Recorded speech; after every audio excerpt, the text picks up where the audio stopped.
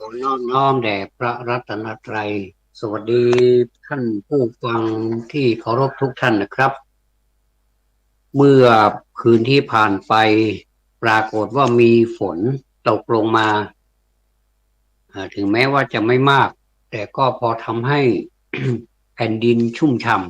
ำเช้านี้ก็เลยสดชื่นกว่าเมื่อวานนี้นะครับปรากฏว่ามีคนเป็นลมหลายคน แล้วก็รุนแรงเหลือเกินธรรมชาติรุนแรงเหลือเกินก็ผ่านไปนะครับเอ่อเกิดเป็นมนุษย์นี่สุดจะประเสริฐจริงๆควรที่จะภาคภูมิใจนะครับเกิดเป็นของมนุษย์แล้วภูมิใจหมั่นสร้างกรรมดีไปก่อเกื้ออย่าประมาทศีลไมยมั่นไว้กตัญญูใจเอื้อเฟื้อหมั่นสร้างบุญทานนะครับอันนี้ก็เป็นความหมายของมนุษย์นี่สุดประเสริฐจริงๆเราจะทำอะไรก็ได้ตามใจปรารถนาแต่สิ่งหนึ่งก็คือการที่เราเกิดเป็นมนุษย์นี่ นอกจากเราจะมีความโชคดีเป็นพิเศษกว่าสิ่งมีชีวิตในโลกนี้ทุกอย่างเลยนะครับก็เป็นเพราะว่ากุศลกรรมที่ได้ทำมาแต่ละนามแต่ละรูปนามจึงทำให้เราเกิดมาเป็นมนุษย์แต่ว่ามนุษย์ก็ไม่เหมือนกันนะครับมนุษย์นั้นก็มีลักษณะเป็นไปตามกรรมหรือว่าการกระทำของตนเองที่ได้ทำไว้เมื่อไหร่ก็ไม่รู้เราในอดีตนั้นเราทำอะไรไว้บ้างก็ไม่รู้ในชาตินี้ก็พอจะจำไว้บ้างถ้าเผื่อว่าเราถามพ่อแม่เราถามญาติพี่น้องเราหรือว่าถามคนที่เกิดก่อนเราว่าเราเคยทำอะไรไว้บ้างอันนี้ก็พอจะรู้แต่ว่าในอดีตจริงๆเนี่ยชาติก่อนชาติไหนก็ไม่รู้เราก็ไม่รู้จริงๆนี่แสดงว่าเราก็จะต้องสำเนียกอยู่เสมอนะครับว่ากรรมที่เรากระทำไว้ในการก่อนนั้นนะครับมันส่งผลให้เราเป็นอย่างนี้เป็นอย่างนี้บางทีก็เป็นคนกับเขาเหมือนกันแต่ว่ามีอะไรก็ไม่พร้อมเหมือนกันเหมือนกับคนอื่นเขาในขณะที่คนอื่นเขามีพร้อมแต่เรื่องปัญญาไม่มีบางคนมีแต่ทรัพย์แต่ปัญญาไม่มีบางคนมีปัญญา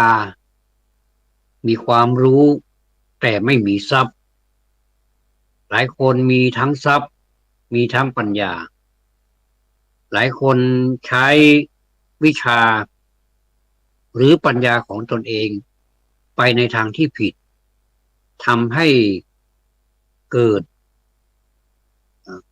การเรียกว่าเกิดมิติใหม่หรือว่าเกิดกรรมใหม่ซึ่งมันเป็นกรรมที่ไม่ดีเข้ามาแทนที่กรรมเก่าที่มันดีอยู่แล้วนี้มันก็ต้องต่อสู้กันนะครับระหว่างความโลภความโกรธความหลงแล้วก็ความไม่โลภความไม่โกรธความไม่หลงเพราะมันอยู่ตรงกันข้ามกุศลกรรมก็อยู่อีกฝ่ายอกุศลกรรมก็อยู่อีกฝ่ายหนึ่งนะครับก็กรรมใดใครก่อก็รับไปตามนั้นก็ยุติธรรมดีนะครับยุติธรรมแล้วเมื่อเป็นเรื่องของความยุติธรรมมันก็เลยไม่มีอะไรจะพูด แต่ที่เรามาพูดกันเพื่อเป็นการเตือนกันเท่านั้นเองส่วนใครจะ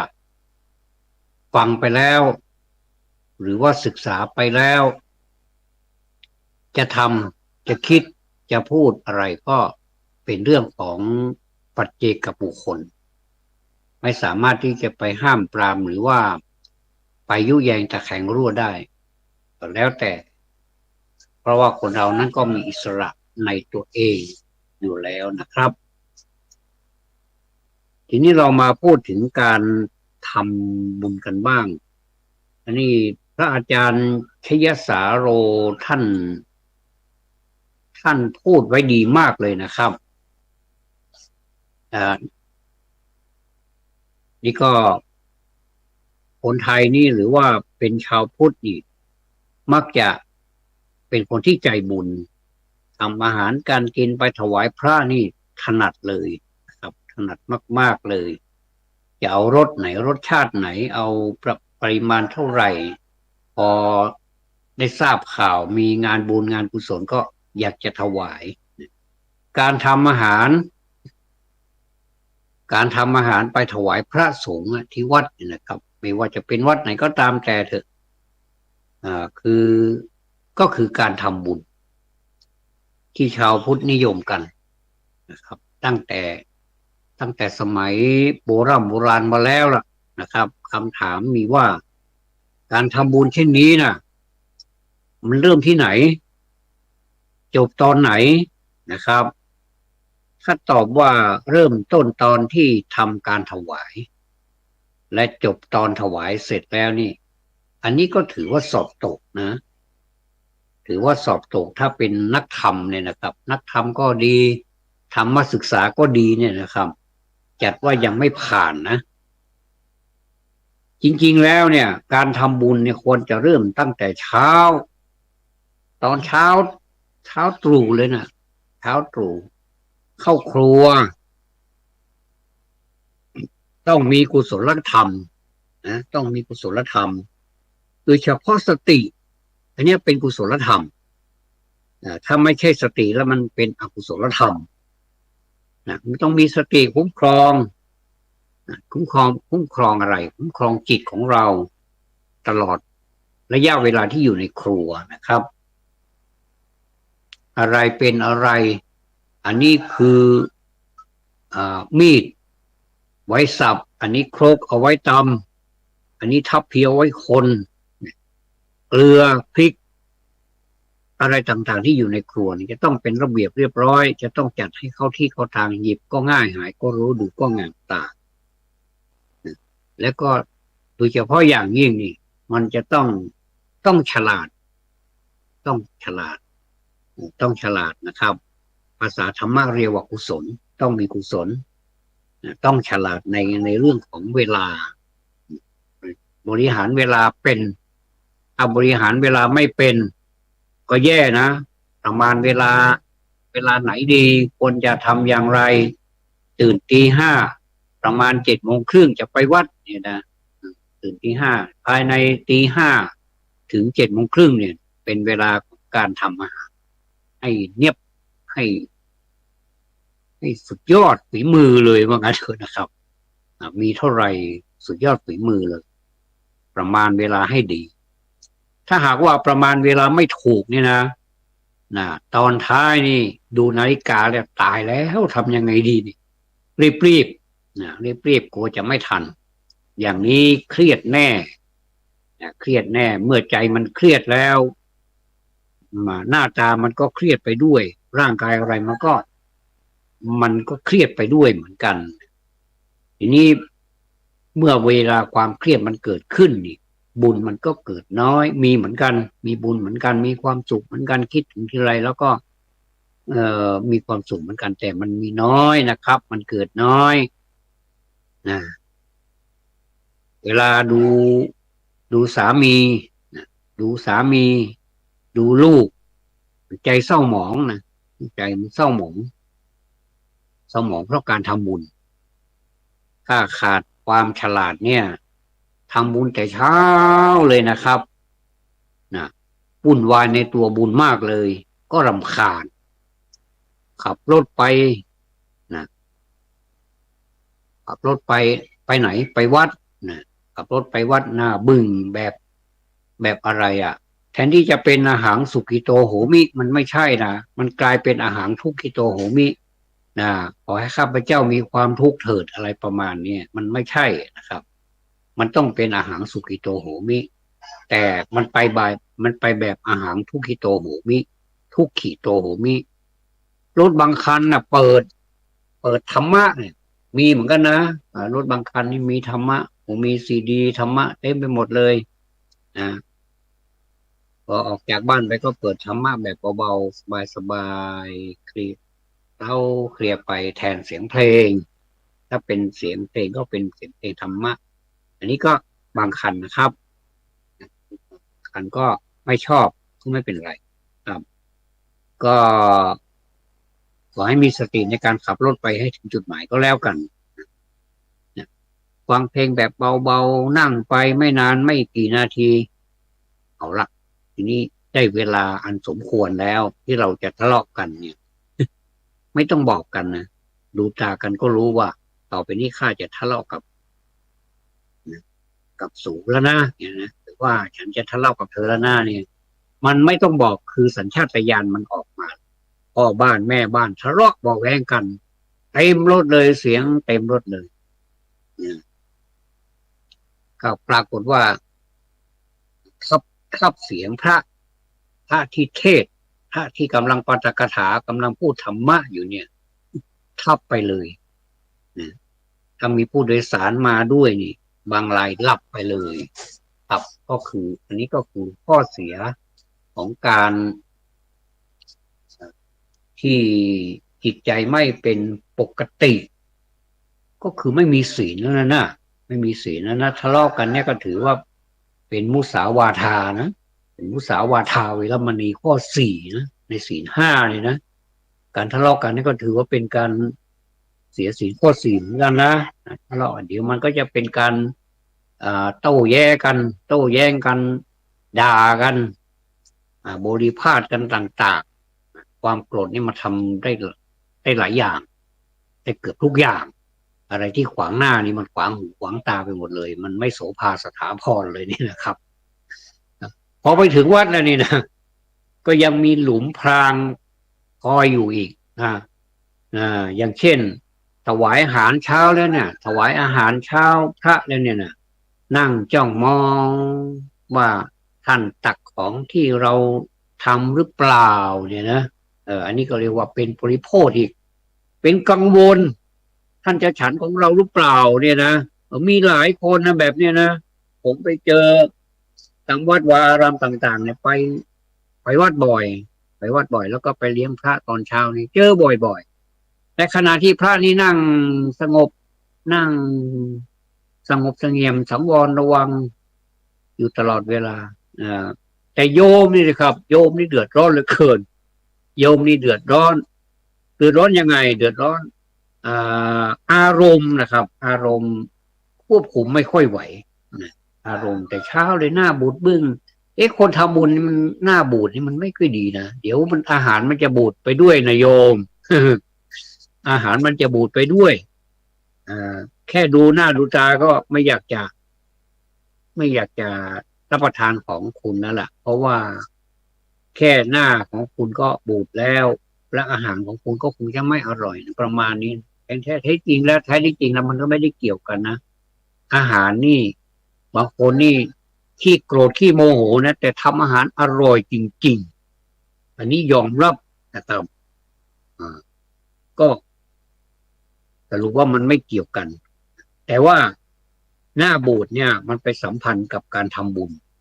หน้าบูดหน้าบึ้งหน้าบอกบุญไม่รับบอกบุญไม่รับเนี่ยมันต้อง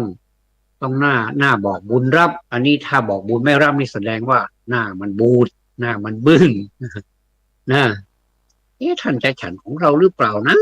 อะไรเนี่ยนะนี่ก็ตกหลุมไปแล้วไม่รู้ตัวนะตรงนี้ระวังหน่อยนะ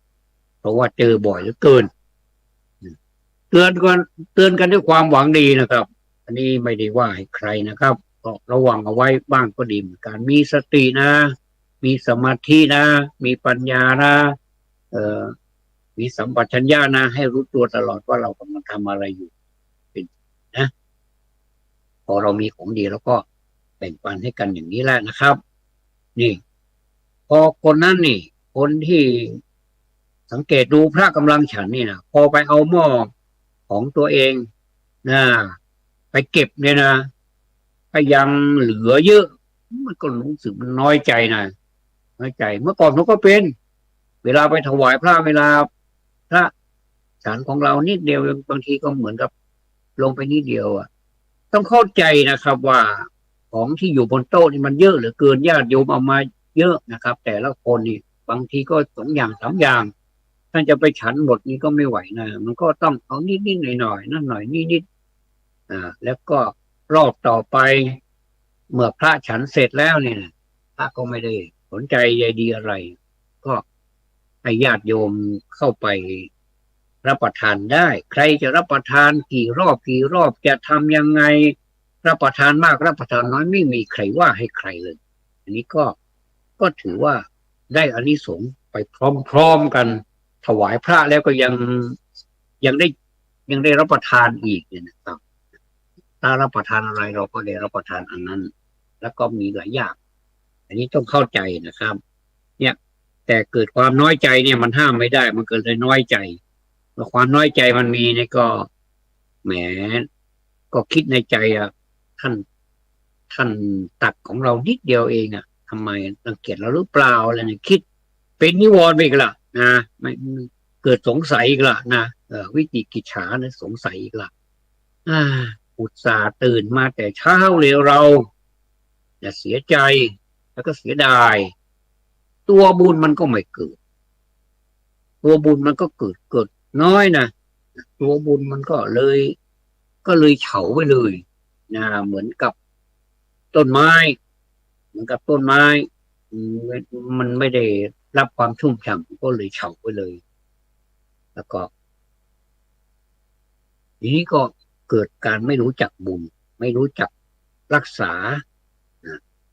รักษาบุญขาดปัญญาในการทำบุญ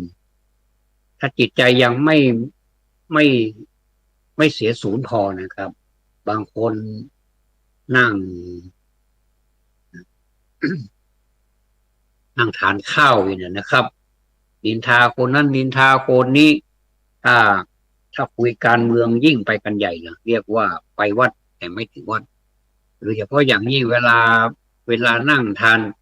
ข้าวเนี่ยนะไปคุยเรื่องการเมืองหรือว่านินทาใครสักคนนี่เดี๋ยววงแตกเพราะฉะนั้นนี่ต้องดูเวลาให้ดีๆนะ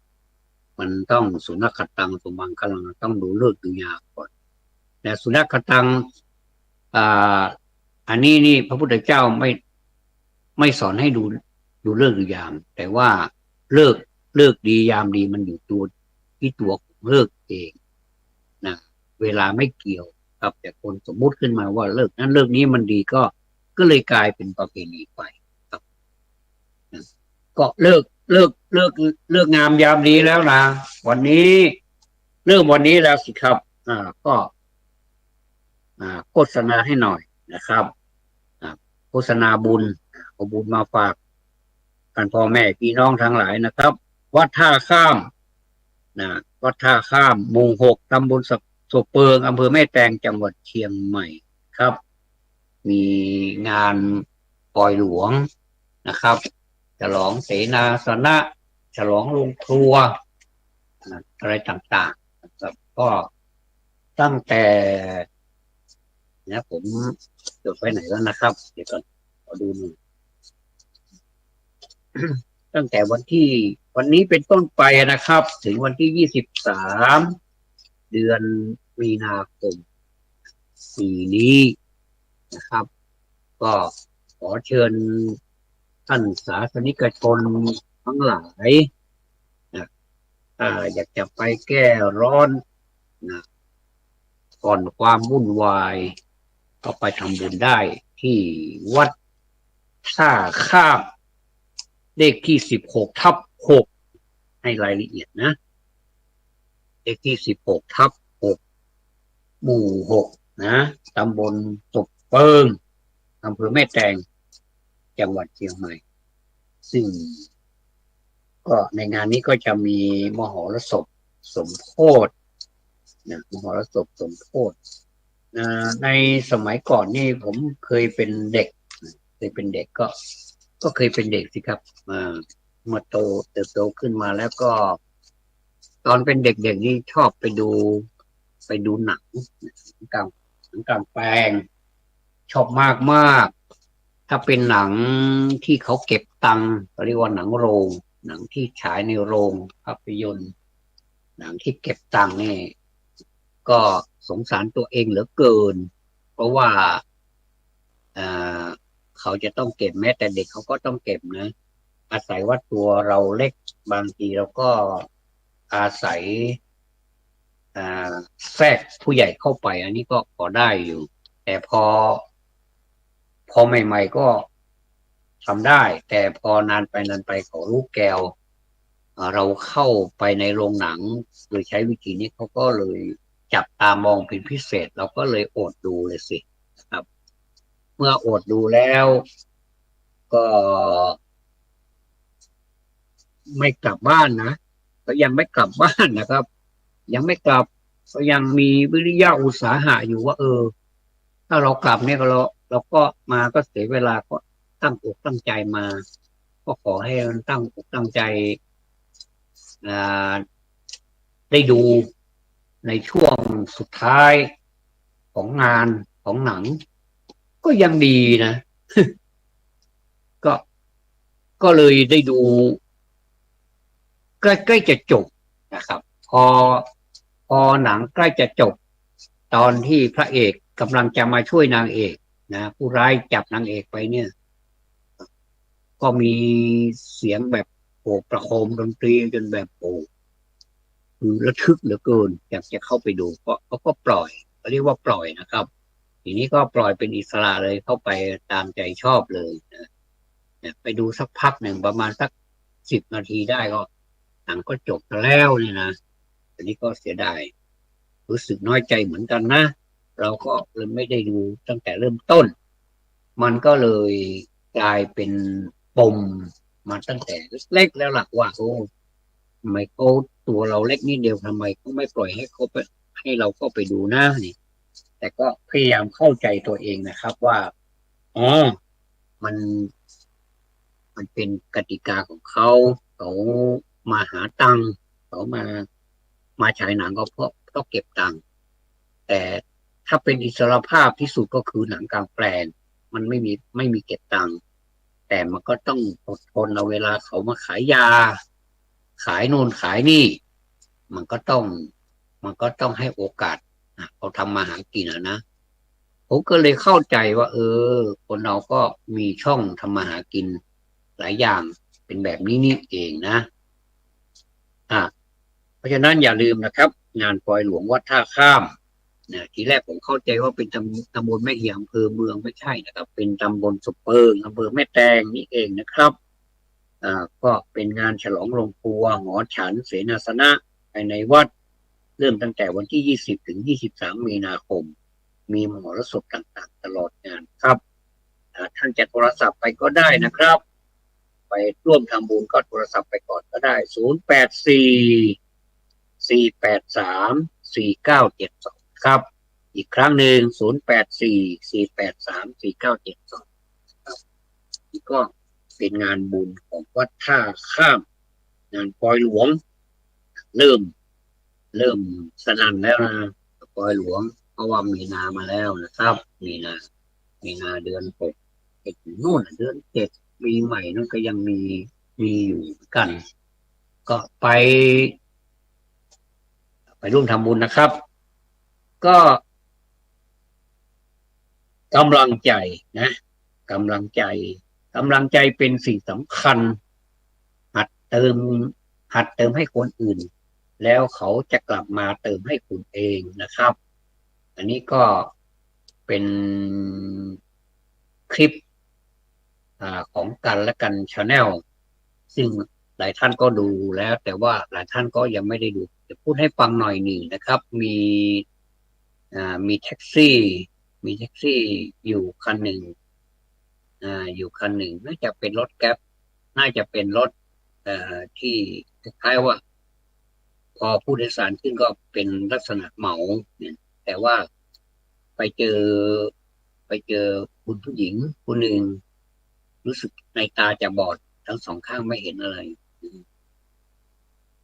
พอเธอโบกรถคันที่หนึ่งอ่าอันนี้ก็เป็นเรื่องที่เกิดขึ้นในเชียงใหม่นี่เองนะถามว่าคุณจะไปไหนครับบอกว่าจะไปโรงพยาบาลสวนดอกเนี่ยจะไปสวนดอกแล้วเขาก็เรียกว่า500ไปไหมครับเนี่ยโอ้ไม่ไม่ไหวฉันไม่มีถึงขนาดนั้นหรอกไม่มีตังค์ถึงขนาดนั้นแล้วก็คนขับรถแท็กซี่คันที่หนึ่งก็หัวเสียไม่มีตังค์ก็มาบอกทำไมอะไรประมาณก็บึงรถออกไปเลยครับเออพอรถคันที่สองมีคนโดยสารแล้วแต่นั่งข้างหลังครับมีคนโดยสารแล้วแต่นั่งข้างหลังแล้วก็คนขับก็มารยาทดีเหลือเกินนะครับน่าจะเป็นเอาอย่างคนนี้นะครับแล้วก็จอดรถนิดนึงแล้วก็ถามว่าคุณครับผมจะขออนุญาตรับผู้หญิงนี่ไปด้วยได้ไหมครับเพราะว่าเอ่อสงสารแกนั่นแหละนะก็โบกแล้วก็ไม่มีใครรับก็เลยแล้วก็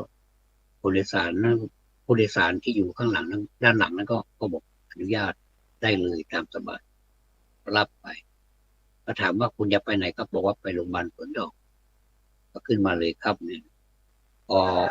พอจะลงจากรถผู้หญิงนั้นก็หยิบตังมาในหยิบตังในมือนี่หยิบตังแล้วก็ยื่นให้คนขับรถ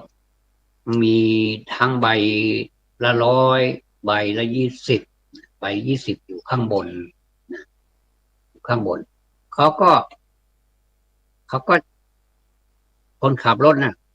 เจ้าของรถนะก็หยิบเอาใบ 20มาก็ใส่เก็บกดแล้วก็บอกว่าผมหยิบแล้วนะผมหยิบแล้วนะผมหยิบเขาตังค์แล้วนะเขาก็แล้วก็เอาแบงค์ 500นี่ชดเชยให้เขาใส่คืนมันนี่ตังค์ทอนนะครับนี่นะนี่ตังค์ทอนนะเนี่ยแล้วผู้หญิงเขาก็ขอบพระคุณลงจากรถไปแล้วเขารู้ด้วยวิชามือของเขาไงนะครับถึงแม้ว่าสายตามองไม่เห็นแต่เขาก็เอามือคำดูที่ที่ที่แบงค์ปรากฏว่าเอ๊ะอันนี้ไม่ใช่แบงค์ 50หรือแบงค์ 100นี่นานี่มันแบงค์ 500แล้วก็แล้วเขาบอกว่าคุณนี่มันไม่ใช่แบงค์อันนี้มันแบงค์ 500นะคุณทำไมให้เยอะเหลือเกินทำไมคุณทอนผิดหรือเปล่าเนี่ยนะคนขับรถก็บอกว่าไม่ผิดแล้วครับผมอยากจะให้คุณเอาไปเถอะผมหาตังค์ได้ง่ายกว่าคุณด้วยซ้ำเอาไปเถอะครับก็ขอบพระคุณค่าเขาก็เดินไปอีกสักพักหนึ่งคนโดยสารเดิมที่อยู่ด้านหลังก็ถึงที่หมายเขาก็เขาก็มองนะมองดูอาการกิริยาของคนขับนะว่าเขาทำอะไรบ้างเนี่ยเขาก็อ่าถึงที่หมายเขาก็ลงแล้วก็ถามก่อนจะลงก็ถามว่าเท่าไหร่ครับบอกว่า200ครับ200ครับเขาก็เอาวางบนเบาะนะบนเบาะแล้วก็เขาก็ลงจากไปนะคนขับรถก็หันมาดูว่าอันนี้มันไม่ใช่200นี่นะนี่มันเป็น2,000เขาก็พูดกับคนโดยสารนะว่าพี่อันนี้คุณครับคุณพี่นี่ไม่ใช่200นะครับคุณให้ตังค์ผิดหรือเปล่าบอกว่าผมไม่ให้ผิดไม่ผิดครับผมให้ค่ารถเอ่อให้ให้ค่ารถให้ค่าโดยสารของผู้หญิงคนนั้นด้วยกับของผมด้วยเอาไปเถอะครับผมหาตังค์ได้มากกว่าคุณซ้ำอันนี้ก็ทำให้เราน้ำตาตกกันน้ำตาร่วงกันนี่เพราะฉะนั้นนี่กำลังใจเป็นสิ่งสำคัญอาจเติมให้คนอื่น แล้วก็จะกลับมาเติมให้คุณเองครับในสังคมนี้เราก็เติมกำลังใจให้กันและกันนะถึงแม้ว่าเราไม่มีตังค์ถึงแม้ว่าเราจะไม่พร้อมในเรื่องของเงินทองหรือว่าทรัพย์สมบัติแต่ว่าเราพร้อมที่จะเติมกำลังใจให้กันผมยินดีเสมอที่จะเติมกำลังใจแล้วหลายต่อหลายครั้งนักที่ผมมีความรู้นี่ผมพยายามที่จะถ่ายทอดความรู้อยู่ที่ว่าโอกาสนั้นเขาจะรับ จะรับหรือเปล่าบางทีเขารับเราก็ดีใจถ้าเขาไม่รับเราก็รู้สึกน้อยใจเสียใจที่ที่เขาไม่รับนี่นะครับแต่แล้วก็ไม่เป็นไรนะก็ก็มีโอกาสอยู่ที่จะให้กำลังใจเพราะว่ากำลังใจเป็นสิ่งสำคัญเราก็ได้รับกำลังใจมาจากผู้อื่นอยู่เหมือนกันแต่ว่ามันก็สามารถที่จะซึมซาบหรือว่าเก็บเอาไว้ได้นะประทับใจนะเราก็เหมือนกับเป็นเมมโมรีนะครับเราก็เมมโมรีเราก็เก็บบันทึกไว้ไม่ว่ามันจะมาด้วยวิธีไหนวิธีการเอื้อเฟื้อเผื่อแผ่เอื้อเฟื้อเวลาเราเอื้อเฟื้อคำพูดเอื้อเฟื้อน้ำจิตน้ำใจเผื่อให้เราหรือว่าเตือนสติเรานี่ก็ถือว่าเป็นการให้กำลังใจกันนะผมคิดว่าเป็นการให้กำลังใจและการเตือนสติกันเนี่ยผมว่าเป็นการให้ชั้นสูงนะครับท่านเป็นการให้ชั้นสูงเพราะว่าสัพพทานังธรรมทานังชินาติการให้ธรรมะเป็นทานเนี่ยเป็นการชนะทุกอย่างอันนี้ต้องมาเป็นที่หนึ่งเป็นเอกเป็นเป็นสิ่งที่ประเสริฐที่สุดการให้สิ่งของอย่างอื่นนี้ก็หาใช่ว่ามันจะไม่มีประโยชน์อะไรก็ไม่ใช่นะครับมันก็มีประโยชน์มีอานิสงส์เหมือนกันแต่ว่ายอดของการให้เนี่ยอยู่ที่ธรรมะเพราะฉะนั้นการให้ธรรมะเนี่ยมันเป็นสิ่งที่ไม่ได้ให้เงินให้ทองไม่ได้ให้ทรัพย์สิ่งของอะไรแต่มันก็เป็นทรัพย์ชนิดหนึ่งนะครับเป็นเป็นทรัพย์ที่เรียกว่าอริยทรัพย์เป็นทรัพย์ประเสริฐเป็นทรัพย์ที่ไม่ตกหล่นไม่สูญหายตกน้ำไม่ไหลตกไฟไม่ไหม้ไม่มีใครขโมยได้แต่ใครทำถ้าใครถือใครรับเอาไปแล้วก็ไปปฏิบัติคนนั้นก็เป็นสมบัติของคนนั้นไปตลอดชีวิตนอกจากนี้แล้วก็อ่าถ้าทำไว้เยอะชาตินี้มันก็ยังเหลืออีกเยอะมันก็ตามไปชาติหน้าอีกเหมือนกับว่าตามไปสู่สัมปรายภพนะอันนี้เป็นของเฉพาะตัวนะครับจะแบ่งให้ใครไม่ได้เพราะฉะนั้นนี่ใครให้คนไหนที่ขยันให้ธรรมะเป็นทานแต่ธรรมะนี่จะต้องถูกเป็นสัมมาทิฏฐิด้วยนะไม่ใช่ว่าธรรมะที่เป็นมิจฉาทิฏฐิก็ไม่ไหวเหมือนกันนะมันก็เป็นไปตามนั้นมันก็เป็นไปให้ของดีก็ได้รับของดีตอบคืนมาให้ของไม่ดีไปก็ถือว่าเป็นการให้เหมือนกันเป็นการให้ธรรมะเหมือนกันเพราะธรรมะนี่มีทั้งดีและไม่ดีนะครับไม่ใช่ว่าธรรมะนี่จะเป็นกุศลเป็นหมดนี่มันไม่ใช่อย่างที่พูดนั่นแหละธรรมะมันก็เป็นฝ่ายกุศลบ้างเป็นฝ่ายอกุศลบ้างมันก็ปนกันไปบางทีถ้าจิตใจเราขุ่นมัวมันก็กลายเป็นอกุศลถ้าจิตใจผ่องใสมันก็เป็นกุศลเพราะฉะนั้นนี่พระพุทธเจ้าท่านเน้นอยู่นี่แหละเน้นอยู่นี่แหละทำจิตใจให้เป็นสิ่งที่ผ่องใสอ่ะมันก็จะเป็นเครื่องมือนำไปสู่ความสำเร็จอื่นๆด้วยนะนอกจากเราจะเว้นการจากการทำบาปแล้วเนี่ยบาปมีอะไรบ้างเนี่ยนะก็ไปศึกษาดูแล้วก็ทำกุศลให้ไว้ให้เยอะๆให้มากๆมากเท่าไหร่ยิ่งดีมันไม่เสียหายอะไรนะเหมือนกับทำกุศลเนี่ยเหมือนกับเราปลูกต้นไม้นี่โอ้โตเอาแล้วก็ได้ให้ดอกให้ผลเราจากไปแล้วมันก็ยังเป็นดอกผลให้ลูกหลานของเราได้เก็บกินอีกได้ใช้ประโยชน์ได้ซื้อได้ขายได้ทำเป็นเงินเป็นทองได้อันนี้ก็สร้าง สร้างดีไว้ให้ลูกสร้างถูกไว้ให้หลานนั่นแหละนะเราไปสู่สัมปรายภพแล้วนะก็มีสุขติเป็นอันที่หวังแต่ถ้าใจเศร้าหมองแล้วก็ทุกขติเป็นที่หวังนี่เป็นสุภาษิตนะถ้าใครจิตใจหม่นหมองแทนที่จะได้สุขติกับเขาบ้าง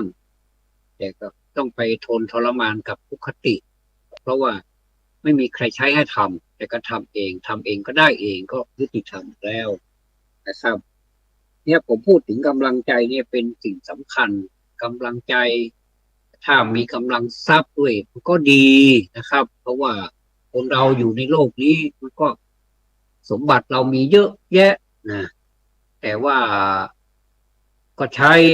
จนแบบฟุ่มเฟือยจนแบบมองไม่เห็นคนอื่นเขาลำบากอย่างไรนี่ก็อันนี้ก็ว่ากันก็ไม่ได้เพราะตามกฎหมายแล้วจะให้ก็ได้ไม่ให้ก็ได้อันนี้นี่พูดถึงตามกฎหมายนะแต่ว่ามันก็อยู่ที่ว่าจิตใจของคนเราจะไปบังคับใครก็ไม่ได้จะบังคับให้ใครให้หรือไม่ให้ก็ไม่ได้มีการให้นี่มันเป็นเรื่องของปัจเจกบุคคลเหมือนกันนะอ่ะงานงานที่สองงานที่สองงานที่สองนี่ก็อันนี้เป็นการบุญนะครับอันนี้เริ่มตั้งแต่วันที่23-24มีนาคม2567นี้นะครับที่วัดดอยแท่นพระผาหลวงตำบลป่าไผ่อำเภอสันทรายจังหวัดเชียงใหม่อันนี้เป็นงานปิดทองหลังพระไหว้บิณหลังต่ำก็คือเป็นพระที่หันหลังให้แทนที่จะหันหน้ามาทางวิหารปกติเราจะเห็นพระที่หันพระพักตร์ผินพระพักตร์มาทางด้านทิศที่หน้าวิหารวางง่ายๆนะครับแต่ว่านี่ไม่ใช่นะครับก็หันหลังให้นะหันแต่หลังพระนะเห็นแต่หลังพระมันก็หันหลังให้นะครับก็จะมีงานปิดทองนะแล้วก็สงน้ำเดินขึ้นดอยนะเดินขึ้นดอยห่มผ้าพระนอนถวายเครื่องสักการะพระทันใจบิณหลังต่ำแท่นพระผาหลวงนะในงานนี้ก็จะมีพิธีสวดมนต์นพเคราะห์ด้วยนะสำหรับโรงทานทั้งหลายนะก็มีโรงทานแม่บ้านโป่งวันเสาร์ที่23มีนาคมเวลา 18 นาฬิกาเป็นหลักแต่ว่าท่านผู้ใดที่ปรารถนามีความประสงค์ที่จะร่วมโรงทานแล้วก็ขอเชิญได้นะครับขอเชิญได้นะสำหรับวันอาทิตย์นะครับสำหรับวันอาทิตย์24มีนาประมาณ7 โมงเช้านี่แหละครับชมรมจักรยานร่วมทำบุญแล้วก็ต่อจากนั้นก็พุทธศาสนิกชนก็ร่วมทำบุญส่งน้ำตลอดวันแล้วก็เวลาบ่ายโมงนะหรือประมาณพระสงฆ์วัดต่างๆพระเจริญพระพุทธมนต์นะก็อาหารเป็นเรื่องสำคัญนะครับอาหารเป็นเรื่องสำคัญโรงทานนี่เป็นสิ่งที่มาคู่กับการทำบุญไม่ว่าจะเป็นบุญอะไรนะครับโรงทานนี่ก็เป็นหัวใจของงานชนิดหนึ่งนะก็ใครจะร่วมทำบุญก็ขอเชิญได้ที่วัดแท่นพระผาหลวงตำบลป่าไผ่อำเภอสันทรายจังหวัดเชียงใหม่นะครับก็มี2 วันมี2 วันวันที่23กับ24มีนาคม2567ผมเองก็จะไปช่วยท่านอาจารย์ท่านพระอาจารย์ประเสริฐซึ่งท่านดำรงตำแหน่งเป็นเจ้าอาวาสนะครับสำหรับโรงทานนั้นนี่จะมีข้อสังเกตนิดนึงนะครับโรงทานนี่ท่านเข้าไปแล้วท่านอาจจะงงไม่เหมือนที่อื่นครับก็ได้ นะครับว่าโรงทานนี้ไม่มีชื่อนะไม่มีป้ายชื่อนะครับใครมาก่อนก็ตามสะดวกโต๊ะไหนว่างตรงไหนว่างเต็นท์ไหนว่างก็เข้าไปตั้งได้เลยนะครับอันนี้ก็โรงทานไม่มีชื่อนะครับอ่าแล้วก็ผมจะผมได้เตรียมเอาทั้งภาษาล้านนาหัวเมือง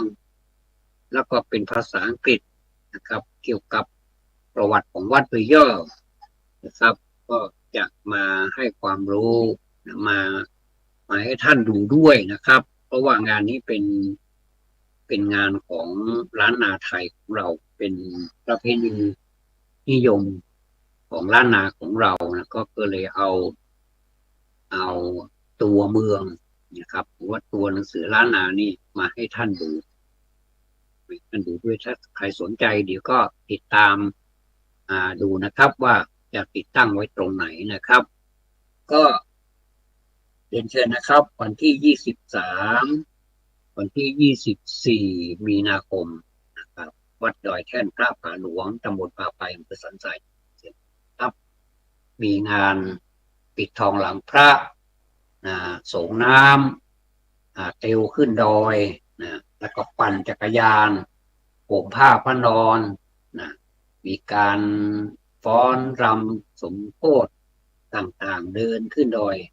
ถวายเครื่องสักการะก็ขอเชิญได้นะครับอันนี้เป็นงานบุญงานที่2ที่นำเสนอท่านในวันนี้ผิดหวังแพ้พ่ายในวันนี้อย่าหนีจงอยู่คิดสู้ใหม่ชัยชนะมีแน่รู้แก่ใจถ้าหากไม่พ่ายแพ้แก่ใจตนอันนี้ก็เป็นคำกลอนที่มีความหมายนะเวลาคนเราผิดหวังเนี่ยมันมักจะคิดสั้นคิดไม่ยาวนะครับก็เลยให้คิดยาวๆไว้หน่อยนะครับเวลาของเราก็ยังมีอยู่แต่ถ้าบทมันจะไปมันก็ไปไม่ต้องไปคิดสั้นไม่ต้องไปทำอะไรให้มันตายเดี๋ยวมันก็ตายไปเองถึงเวลาตายมันก็ตายไปเองเนี่ยก่อนตายนี่แหละครับคิดจะทำสิ่งดีคิดจะทำประโยชน์คิดจะทำอะไรก็ทำกันไปทำไปเถอะไม่เป็นไรหรอกนะทำน้อยทำมากไม่ว่ากันตามความเหมาะสมแก่พละกำลังของตัวเองตามคุณทรัพย์ของตนเองงานบุญงานกุศลก็เหมือนกันอย่าไปคิดแข่งใครเชียวนะเพราะว่าการคิดแข่งนี้มันทำให้มันแข่งไม่ได้แข่งเรียกว่าอะไรแข่งสิ่งอื่นที่มันแข่งได้นะแต่ว่าแข่งบุญวาสนานี่มันแข่งไม่ได้เพราะฉะนั้นเราบอกมีน้อยก็ทำน้อยมีตามสมควรแก่อัตภาพของเราว่างั้นเถิดนะครับนี่ก็เป็นการทำบุญขอให้เราได้ไปทำขอให้เราไปเปิดหูเปิดตาอย่างน้อยที่สุดไม่ได้ทำอะไรเลยนี่ก็ให้ไปกราบไปร่วมงานให้มีส่วนในการร่วมงาน1ชีวิตก็ร่วมงานไป1ชีวิตก็มีสีสันนะมีสีสันเพราะว่างานนี่นะครับถึงแม้ว่าจะจัดใหญ่โตมโหฬารอย่างไรก็ตามเนี่ยแต่ถ้าไม่มีคนเนี่ยมันก็จืดเหมือนกันนะท่านมันต้องมีคนเหมือนมีแม่ค้าพ่อค้ามาวางของขายแต่ไม่มีคนมาซื้อเนี่ยนะมันรู้สึกมันไม่สนุกนะแต่ถ้ามีแต่คนซื้อแต่ไม่มีคนขายเนี่ยมันก็ไม่สนุกนะจะไปหาซื้อกินที่ไหนเนี่ยมันก็ต้องมีทั้ง2 ฝ่ายนะเมื่อมีพ่อค้าแม่ค้ามีคนขายแล้วมันก็ต้องมีคนซื้อมาเดินอย่างน้อยที่สุดเขาไม่ได้ซื้อเราแต่ไปซื้อเพื่อนเรานี่เขายินดีด้วยก็เขาต้องการเขาสนใจสินค้าเขาอยากจะกินนู่นกินนี่ก็เรื่องของเขาอยากจะใช้นู่นใช้นี่เขาก็ซื้อเขามีกำลังซื้อเราก็ขายด้วยความสนุกคนซื้อก็ซื้อด้วยความสนุกก็กลายเป็นสนุกทั้งคู่วินเข้าวินไปเลยเท่านั้นเถอะนะก็อันนี้ก็เห็นบางทีเราก็เห็นใจคนที่นำเอาสินค้ามาขายไม่ว่าจะเป็นตลาดนัดก็ดีเป็น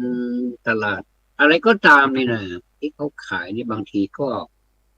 ก็สังเกตดูก็หัวเสียเหมือนกันนะบอกว่าวันนี้ขายไม่ดีเลยเนี่ยนะบางทีก็แต่มันก็น่าเห็นใจนะน่าเห็นใจเราก็อ่าเวลาถึงทีเราบ้างเนี่ยเราเป็นพ่อค้าแม่ค้าดูบ้างถ้าเราไม่ได้ขายนี่เราก็รู้สึกว่าเอ๊ะสินค้าเราไม่ดีหรือยังไงอันนี้นี่มันก็เป็นส่วนหนึ่งที่ควรจะต้องคิดนะแต่ว่าเราก็ต้องดูตลาดนะว่าเอ๊ะมันควรจะเอาอะไรมาขายดีทำเหมือนกับคนอื่นมากไปไหมหรือว่าเราไม่รู้วิธีขายเนี่ยนะมันก็เลยกลายเป็นว่าเราไม่ได้ขายแต่คนอื่นนะขายเอานะเอออันนี้ก็ฝากไว้หน่อยนะครับต้องมีความอดทนนะต้องสังเกตสังกาเออท่านผู้ฟังที่เคารพครับขณะนี้ท่านกำลังอยู่กับรายการจำนันจางครับนำเสนอทางวิทยุ104.50เมกะเฮิรตซ์วัดฝายหินมหาวิทยาลัยเชียงใหม่โดยท่านผู้อำนวยการสถานีท่านมีเมตตาให้โอกาสกราบขอบพระคุณท่านเป็นอย่างสูงครับใกล้ปีใหม่แล้วใกล้ปีใหม่เมืองแล้วนะปีใหม่เมืองนี่คนทุกคนก็ตื่นเต้นเพราะว่ามันจะเข้ากับบรรยากาศมันร้อนพอดีร้อนมากๆเลยยิ่งเป็นเมษาแล้วร้อนจนแบบที่ว่าไม่รู้จะพูดยังไงแต่มันก็มีสิ่งที่เข้ามาแก้ร้อนได้ก็คือน้ำนี่แหละครับมันก็คือธรรมชาติของน้ำมันก็เย็นไม่ว่าจะเป็นน้ำอะไรก็ตามเนี่ยธรรมชาติของมันก็คือเย็นก็ก็เลยประชาสัมพันธ์ไปเลยดีกว่าว่าการเล่นน้ำเนี่ยนะมันต้องเล่นแบบให้สนุกให้สนุกทั้งสองฝ่ายทั้งผู้ที่สาดแล้วก็ผู้ที่โดนสาดผู้ที่ถูกสาดเนี่ยนะครับก็หมายถึงคนที่มีความพร้อมแล้วที่จะให้สาดนะเตรียมตัวออกไปแบบเต็มที่เลยก็ใครจะสาดใครจะรดก็ตามสบายเลยแต่สำหรับคนที่ไปทำงานนี่นะลำบากหน่อยนะอันนี้บางทีเขาก็งานเขาก็ยังไม่หยุดแต่พวกเราก็หยุดซะแล้วเราก็นึกว่าเขาจะมาเล่นน้ำไหนได้เขาจะไปทำงานอันนี้ก็ต้องสังเกตด้วยนะครับว่าจะทำความเดือดร้อนให้เขาไหมเอ่อสิ่งของเขาเอกสารอะไรกระเป๋าที่เขาจะไปทำงานเปียกหมดเลยเนี่ยบางทีมันก็ไม่ไหวเหมือนกันก็ทำให้อารมณ์เสียเขายังไม่ถึงเทศกาลจริงๆเนี่ยบ้านเรานี่เวลาเล่นนี่เล่นก่อนเพื่อนเลยแต่เวลาเลิกนี่เลิกหลังเพื่อนเลยเป็นอย่างนี้ไม่ว่าจะเป็นเดือนยี่เปงลอยกระทงเนี่ยนะโอ้เล่นก่อนเพื่อนเลยนะสงกรานต์ปีใหม่เมืองนี่เล่นก่อนเพื่อนเลยแต่ว่าเวลาเลิกนะถ้าส่วนกลางนี่ก็เป็นมาตรฐานดีนะ13 14 15เนี่ย3 วันเนี่ยแค่นั้นก็หยุดแล้วแต่ของเรานี่ยาวไปถึงนู่นเนี่ยบางทีนี่เราเราคิดว่ามันไม่มีแล้วนะบ้านนี้เมืองนี้โอ้มันมากันเป็นขโยงเลยโอ้อะไรคนนะมาเป็นขโยงเลยนะมันลดน้ำมันสาดน้ำโอ้ยังไม่หมดแล้วนี่อันนี้13 14 15 16 17ยังไปถึงนู่นเลยถึงปลายเดือนนู่นก็ยังมีนะก็ดำหัวปีใหม่เมืองนี่บางทีก็เมษาพฤษภานี่ก็ยังไม่หมดเลยนะพบปะสังสรรค์คือสู่เหย้าอะไรประมาณนี้อันนี้ก็ไม่ว่ากันนะบางทีก็เวลามันก็ไม่มีเวลามันก็ไม่อำนวยก็เลยนัดกันนี่ก็เป็นอีกเรื่องหนึ่ง